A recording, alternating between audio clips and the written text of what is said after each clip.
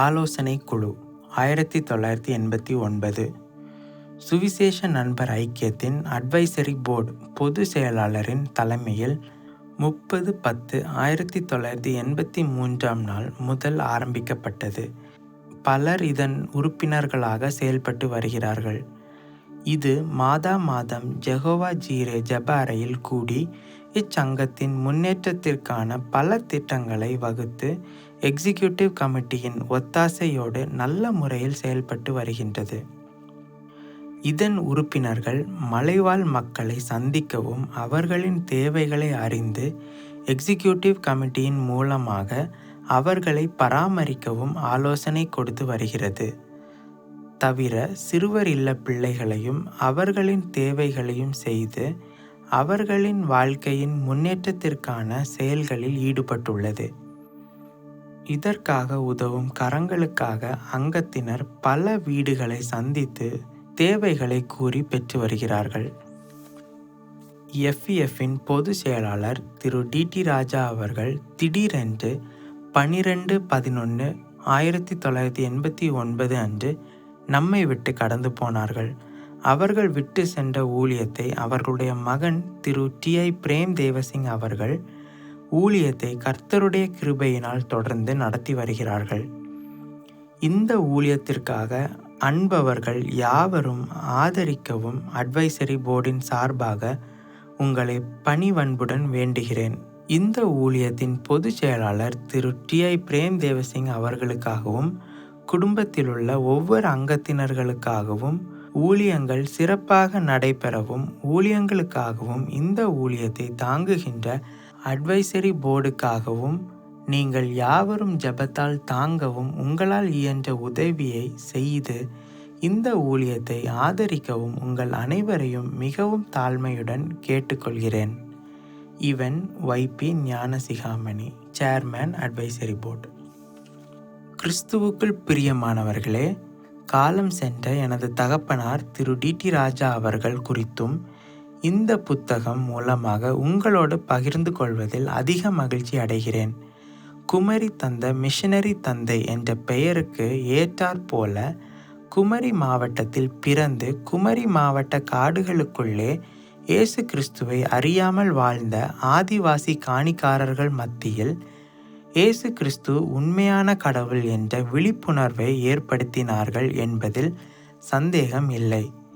எனக்கு ஒருபுறம் தந்தையாகவும் மறுபுறம் உயர்நிலை கல்வி படிக்கும்போது ஆசிரியராகவும் இருந்தார்கள். எனது பெற்றோருக்கு நான் ஒரே பிள்ளை. எனது பெற்றோர் அன்போடு நேசித்து எந்த குறையும் இல்லாமல் வளர்ந்து வந்தார்கள். 1981 நான் கல்லூரியில் படிக்கும்போது அலுவலகத்தில் அவர்களுக்கு உதவி செய்யும் சூழ்நிலை ஏற்பட்டது. தொடர்ந்து அலுவலக பணிகளை கவனித்து வந்தேன். 1985 எனது பெற்றோரின் விருப்பப்படியே திருமணம் நடைபெற்றது. 1989 எனது தகப்பனார் எங்களை விட்டு மறுமைக்குள் பிரவேசித்த சூழ்நிலையில் என்னை கர்த்தருக்கு ஒப்பு கொடுத்து செயற்குழு அங்கத்தினர்களின் தீர்மானப்படி சுவிசேஷ நண்பர் ஐக்கியத்தின் பொது செயலாளர் பொறுப்பை ஏற்றுக்கொண்டேன். இந்நாள் வரைக்கும் கர்த்தர் ஆச்சரியமாக ஊழியத்தை தாங்கி நடத்தி வருகிறார். உன் சிநேகிதனையும் உன் தகப்பனுடைய சிநேகிதனையும் விட்டுவிடாதே. நீதிமொழிகள் 27:10. நீ அவரை தேடினால் உனக்கு தென்படுவார். நீ அவரை விட்டுவிட்டால் அவர் உன்னை என்றைக்கும் கைவிடுவார். 1 நாளாகமம் 28:9 என்பது தகப்பனார் காலத்தில் இருந்த செயற்குழு அங்கத்தினர்கள் அநேகர் தொடர்ந்து ஐக்கியத்தின் வளர்ச்சிக்காக எனக்கு நல்ல ஆலோசனைகள் தந்து உதவினார்கள். இன்றும் தொடர்ந்து ஐக்கியத்தின் முன்னேற்றத்திற்காக செயலாற்றி வருகிறார்கள்.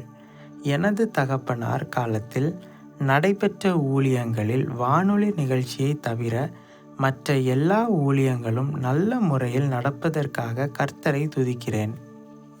கோதையார் ஆலயம் 24/2/1991 அன்று சகோதரர் DT ராஜா அவர்களின் அன்பு மனைவி அன்னபெல் ராஜா அவர்களால் 10:30 மணிக்கு திறந்து வைக்கப்பட்டது. எனது தகப்பனார் ஊழிய பாதையில் கடைசியாக அவர்கள் சென்ற இடம் கோதையார் பணித்தளம். சரியாக 2 வாரங்களில் அவர்கள் மரித்துவிட்டார்கள். கோதையாரில் கட்டியிருந்த அந்த ஆலயமும் இடிந்து விழுந்து விட்டது. எனது மனதினுள் ஒரு ஆசை, எப்படியாவது சீக்கிரத்தில் அந்த ஆலயத்தை கட்டி முடிக்க வேண்டும் என்று கர்த்தரின் பெரிதான கிருபையினால் அந்த ஆலயத்தை கட்டவும் 24/2/1991 அன்று காலை 10:30 மணி அளவில் தனது தாயார் திருமதி அன்னபெல் ராஜா அவர்களால் திறந்து வைக்கப்பட்டது. கர்த்தரின் கிருபையினால் ஊழியங்கள் நல்ல முறையில் நடைபெற்றதால் கர்த்தர் அநேக ஆத்துமாக்களை தந்தார். ஆதலால் ஆலயத்தை விரிவுபடுத்த எண்ணி மதுரை சகல பரிசுத்தவான்களின் ஆலயத்தின் உதவியோடு கூட கோதையார் ஆலயத்தை விரிவுபடுத்தி 26/5/2002 அன்று சகல பரிசுத்தவான்களின் ஆலயம் என்ற பெயர் சூட்டி பாஸ்டர் V.T. ஜான்சன் அவர்களால் பிரதிஷ்டை பண்ணி திறந்து வைக்கப்பட்டது. புது டெல்லி ஆலயம் 17/9/1995. 1980 ஆண்டு முதல் வட இந்தியாவில் டெல்லி பகுதியில் ஊழியர்களை அனுப்பி மிஷனரி ஊழியம் செய்து வருகிறோம். 17/9/1995 ஆண்டு டெல்லியில் பிந்தாப்பூர் பகுதியில் பிரதாப் கார்டன் என்னும் இடத்தில் நல்ல ஒரு ஜெப அறையை கட்டி பிரதிஷ்டை பண்ண கர்த்தர் கிருபை செய்தார். ஊழியர் வில்சனும் சகோதரர் டேவிட்சன், சகோதரர் வெஸ்லி மனோ, சகோதரர் அலெக்சாண்டர், சகோதரி கிரேஸ் சர்க்குணம் மற்றும் பலரது ஜபத்தினாலும் உதவியினாலும் ஆலயத்தை கட்ட கர்த்தர் கிருபை செய்தார். இப்பொழுது பாஸ்டர் சர்வேஷ்குமார் B.Com பட்டதாரியான இவர் வட இந்தியாவிலுள்ள ஓர் இந்து குடும்பத்திலிருந்து இயேசு கிறிஸ்துவை சொந்த இரட்சகராக ஏற்றுக்கொண்டு நமது ஐக்கியத்தோடு இணைந்து டெல்லி ஊழியத்தை செய்து வருகிறார். 29/8/2004 அன்று 10 பேர் ஞானஸ்நானம் பெற்றார்கள். கர்த்தர் டெல்லி ஊழியத்தையும் ஆசீர்வதித்து வருகிறார். ஆண்கள் சிறுவர் இல்லம் 20/6/1998. பல நாட்களாக ஆண்கள் சிறுவர் இல்லத்தில் தனியாக ஓர் இடம் வேண்டுமென்று ஜெபித்து வந்ததின் பயனாக நாகர்கோவிலில் பார்வதிபுரத்தின் பக்கத்தில் இலந்தையடி கிராமத்தில் ஓர் நிலத்தை வாங்கி நல்ல ஒரு சிறுவர் இல்லத்தை கட்டி குமரி மாவட்ட CSI பேராயர் மறை திரு M.I. Kesari MA BD STM அவர்களால் 20/6/1998 அன்று பிரதிஷ்டை பண்ணி திறந்து வைக்கப்பட்டது. நமது சிறுவர்கள் நல்ல சுகாதார வசதிகளோடு அங்கே தங்கி படித்து வருகிறார்கள். கூவைக்காடு ஆலயம் 1/7/1996. கூவைக்காடு பகுதியை மையமாக கொண்டு ஊழியர் சகோதரர் அர்னால்ட் ஊழியம் செய்து வருகிறார். பெகரின் தமிழ் சபை மூலமாக கிடைத்த உதவியை கொண்டு ஓர் நல்ல ஆலயம் கட்டவும் 1/7/1996 அன்று டாக்டர் AJ பென்சாம் அவர்களால் திறந்து வைக்கப்பட்டு பாஸ்டர் தேவசுந்தரம் அவர்களால் பிரதிஷ்டை செய்யப்பட்டது. மூக்கரைக்கல் ஜெப அறை மார்ச் 1998 காணி சகோதரி சரஸ்வதி கர்த்தராகிய இயேசு கிறிஸ்துவை சொந்த இரட்சகராக ஏற்றுக்கொண்டு தனது இல்லத்தில் ஓர் ஆராதனை நடத்தி வந்தார்கள். பெகரின் தமிழ் சபை மூலமாக ஆலயம் கட்ட கிடைத்த உதவியை கொண்டு சரஸ்வதி காணியின் வீட்டின் பக்கத்தில் பல எதிர்ப்புகள் தடைகள் மத்தியில் ஓர் ஜெப அறை கட்ட கர்த்தர் கிருபை செய்தார். சகோதரர் அருண் ஜெபக்குமார் அவர்கள் கொடுத்த உதவியை கொண்டு மேல்கூரையை புதுப்பித்து 20/3/2005 பிரதிஷ்டை பண்ண கர்த்தர் கிருபை செய்தார். இப்பொழுது ஆலயத்திற்குரிய ஒரு நல்ல தோற்றத்தோடு விளங்குகிறது. அநேக காணி மக்கள் ஆராதனைக்கு வருகிறார்கள். சிறுவிடத்து காணி 20/1/2002. சகோதரர் அப்பு காணி கர்த்தராகிய இயேசு கிறிஸ்துவை சொந்த இரட்சகராக ஏற்றுக்கொண்டு தனது இல்லத்தில் ஒரு ஆராதனை நடத்தி வந்தார். 20/1/2002 ஒரு நல்ல ஜெப வீடு ஐக்கியத்தின் மூலமாக கட்டவும் பிரதிஷ்டை பண்ணவும் கர்த்தர் கிருபை செய்தார். அநேக காணி மக்கள் ஆராதனைக்கு ஒழுங்காக வருகிறார்கள். கூர்வக்குழி ஜெப அறை. செல்லம்மா காணி கர்த்தராகிய இயேசு கிறிஸ்துவை ஏற்றுக்கொண்டு கர்த்தரின் பணியை செய்து வந்தார்கள்.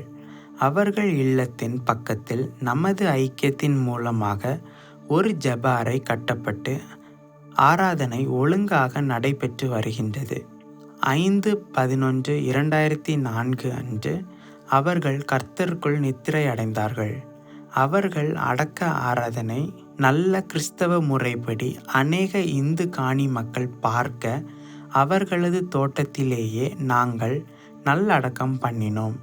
கர்த்தரின் கிருபையினால் அவர் இல்லத்தில் தொடர்ந்து ஆராதனை நடைபெற்று கொண்டு வருகின்றது.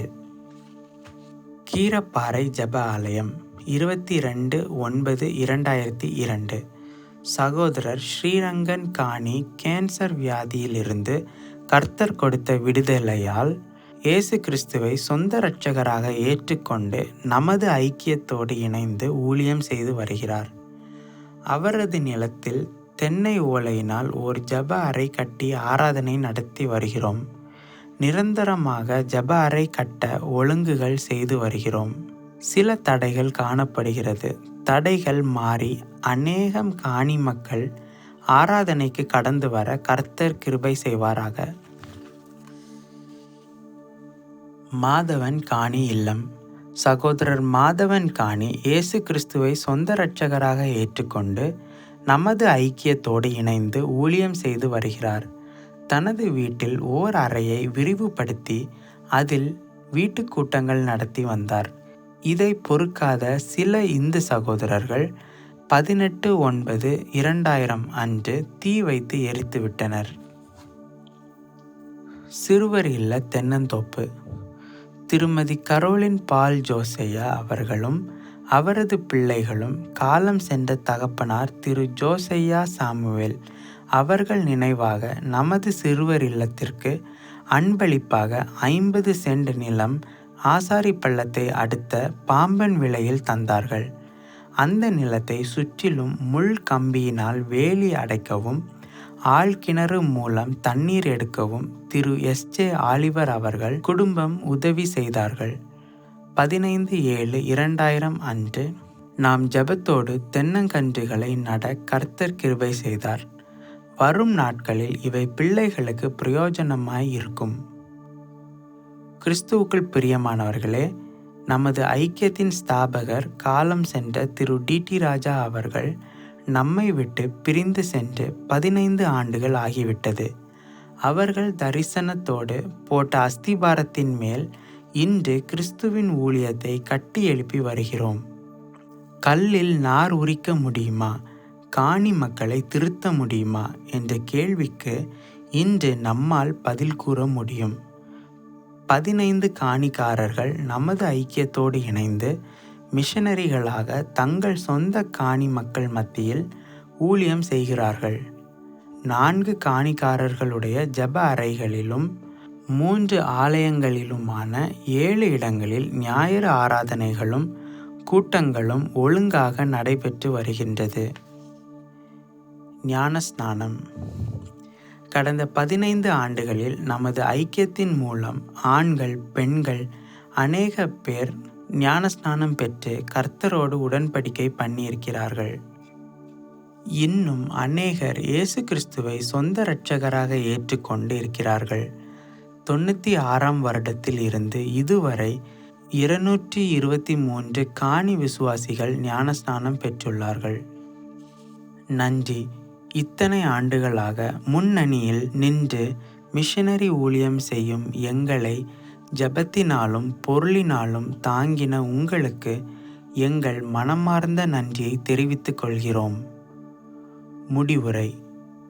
இம்மட்டுமாக வழி நடத்தின இம்மானுவேலாகிய கர்த்தர் இன்னும் எங்களை ஆச்சரியமாக வழிநடத்தி இந்த கடைசி கால ஊழியத்தை அவருடைய சித்தத்தின்படி செய்து நிறைவேற்றி அநேகம் ஆயிரம் ஆத்துமாக்களை ஆதாயம் பண்ண கர்த்தர் கிருபை செய்வாராக. தேவ சமாதானம் நம் அனைவரோடும் இருப்பதாக என ஜெபத்துடன் பாஸ்டர் டி.ஐ. பிரேம் தேவசிங்.